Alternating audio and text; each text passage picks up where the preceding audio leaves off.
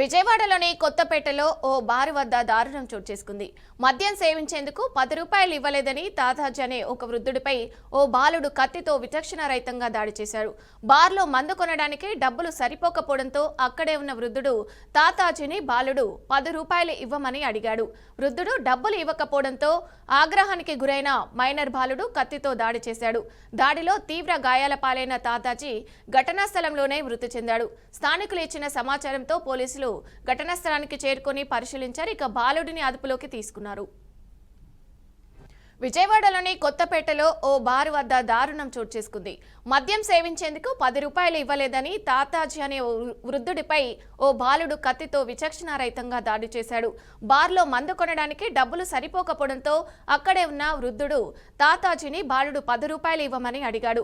వృద్ధుడు డబ్బులు ఇవ్వకపోవడంతో ఆగ్రహానికి గురైన మైనర్ బాలుడు కత్తితో దాడి చేశాడు. ఇక దాడిలో తీవ్ర గాయాలపైన తాతాజీ ఘటనా స్థలంలోనే మృతి చెందాడు. స్థానికులు ఇచ్చిన సమాచారంతో పోలీసులు ఘటనా స్థలానికి చేరుకొని పరిశీలించారు. ఇక బాలుని కూడా అదుపులోకి తీసుకున్నట్టు తెలుస్తుంది.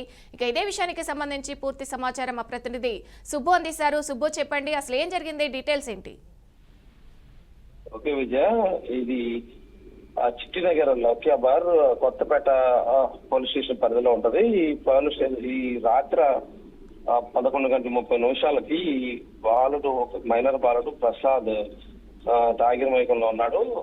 అక్కడ ఉన్న ఒక తాతని, ఒక వ్యక్తిని, ఒక వృద్ధుడిని 10 రూపాయలు మద్యం సేవించేందుకు 10 రూపాయలు తక్కువైంది, 10 రూపాయలు ఇవ్వమని చెప్పి అడగటంతో తాతపై నిరాకరించాడు.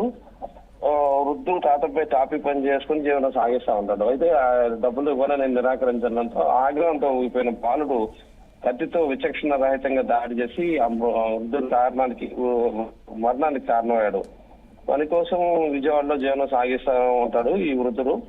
అయితే ఈ తాతపై మంగళగిరి నౌకపేట ప్రాంతంలో ఉంటాడని చెప్పేసి కూడా పోలీసులు వివరాలు సేకరిస్తున్నారు. అయితే ఈ నిందితుడిని సీసీ కెమెరాల ఆధారంగా పట్టుకునేందుకు పోలీసులు గుర్తిస్తున్నారు. హోటల్లోకి తీసుకువెళ్లే లోపే మృతిని హాస్పిటల్కి తీసుకెళ్లే లోపే వృద్ధుడు మృతి చెందినట్టుగా కూడా తెలుస్తుంది.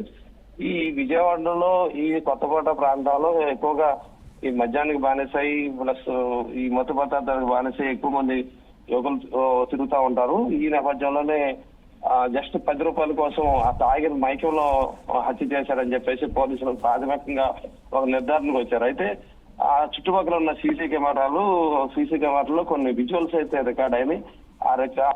కొంచెం నైట్ టైం కావడంతో కొంత క్లారిటీ లేదని చెప్పేసి కూడా పోలీసులు చెప్తా ఉన్న పరిస్థితి అయితే ఉంది. ఈ సీసీ ఫుటేజ్ బేస్ చేసుకుని ఇంకా తర్వాత సీసీ ఫుటేజ్ ద్వారా హత్యకు పాల్పడింది ఎవరు అనే దాని మీద విచారణ అయితే కొనసాగుతా ఉంది. టోటల్ గా ఈ సీసీ కెమెరా గుర్తించిన ఆనవాళ్ల మేరకు మైనర్ బాలుడు ప్రసాద్ అని చెప్పేసి ఒక నిర్ధారణకు అయితే పోలీసులు వచ్చారు. ఈ నిర్ధారణలోనే ఆ ప్రసాద్ అనే వ్యక్తి కోసం కూడా పోలీసులు గాలింపు చర్యలు చేపడుతున్నారు. ఈ సుమారుగా రాత్రి 11:30 ఆ టైంలో జరిగిందని చెప్పి సీసీ కెమెరాల ద్వారా నిర్ధారణకు అయితే పోలీసులు వచ్చారు. మొత్తం మీద చూసుకుంటే ఇది ఒక దారుణ ఘటన అని చెప్పేసి ఈ మద్యానికి పూర్తిగా బానిసలు అయిపోయి చిన్న పిల్లలు హత్యలు చేయటం, అది కాకుండా కారణం లేకుండా 10 రూపాయల కోసం హత్య చేయడం అనేది చాలా అమానుషం, దుర్మార్గమైన చర్య. అయితే వీటన్నిటి మీద కూడా పోలీసులు పర్యవేక్షిస్తున్నప్పటికీ ఇలా ఘటనలు జరుగుతూ ఉన్న నేపథ్యం అయితే చోటు చేసుకుంది Vijaya. Right, thank you Subbu.